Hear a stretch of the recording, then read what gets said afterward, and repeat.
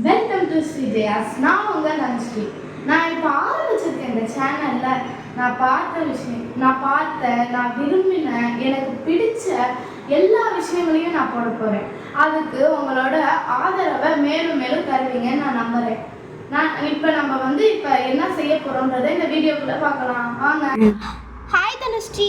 Hi Joslin. இன்னைக்கு ஸ்ரீஜயாஸ்ல என்ன ரெசிபி பண்ண போறீங்க? இன்னைக்கு நம்ம எப்படி பேன் கேக் செய்ய போறதுன்னு தான் பார்க்க போறோம். சரி, ஓகே, வாங்க பார்க்கலாம்.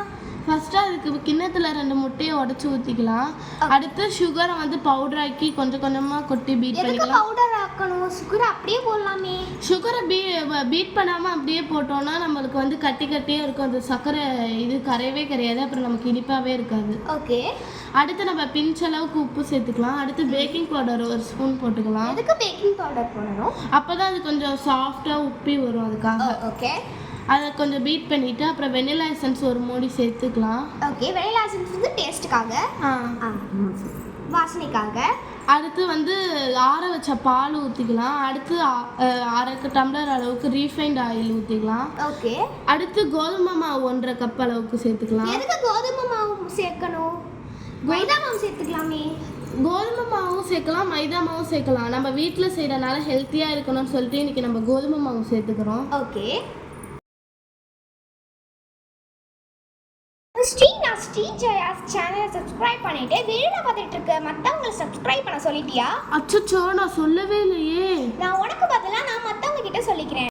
பார்த்துட்டு இருக்க எல்லாரும் சப்ஸ்கிரைப் பண்ணிங்கன்னா எங்களுக்கு என்கரேஜிங்காக இருக்கும். ஸோ ப்ளீஸ் சப்ஸ்கிரைப் பண்ணுங்கள். பிடிச்சிருந்தா லைக் பண்ணுங்கள், ஷேர் பண்ணுங்கள், கமெண்ட் பண்ணுங்கள்.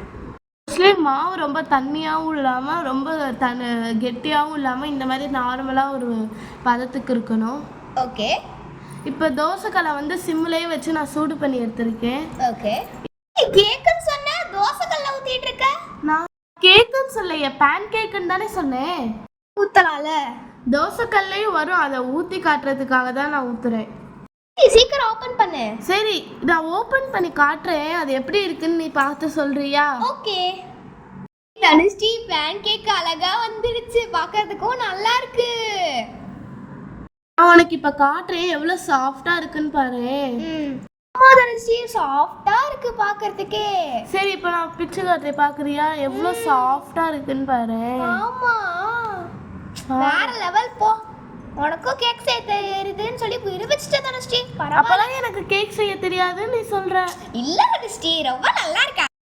தனுஸ்ரீ, ரொம்ப யம்மியாவும் சூப்பராவும் இருக்கு தனுஸ்ரீ. என்ன சொன்ன தனுஸ்ரீ? சூப்பரா டூப்பரா காட்டுற.